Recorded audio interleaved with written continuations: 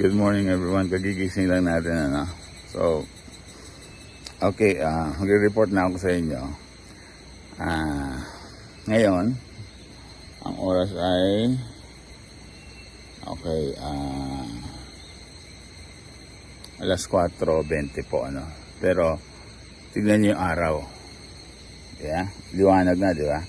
Alas 4:20 ng umaga pa lang ito. Dahil summer dito sa Japan, kaya maliwanag ho, ano. Pagka summer, maagang nagliliwanag at mabilis, matagal pong didilim. Okay? Okay, so dito ho tayo ngayon, mga kaibigan. Isa sa mga paborito kong lugar, itong pong Ginzan Onsen, mga kaibigan. Ginzan Onsen. Napakahirap mutahan po nito. So, pero andito po tayo ngayon, mga kaibigan. Ano? Okay, so, pakita ko po sa inyo para ma-appreciate nyo, mga kaibigan. Ano? Okay, itong likod ko. Kita nyo.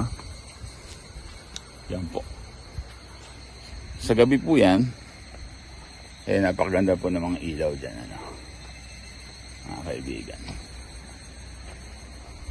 So, ito yung mga ryokan. Diyan sila nag-i-stay yung mga tao. Yan po. Okay? Okay. Anyway, ito po. Bigyan ko kayo ng pagkakataon makita ng buo ito, mga kaibigan. Okay, ito na. Ito po. Ginzan Onsen, mga kaibigan. This is it. Ang ganda po, diba?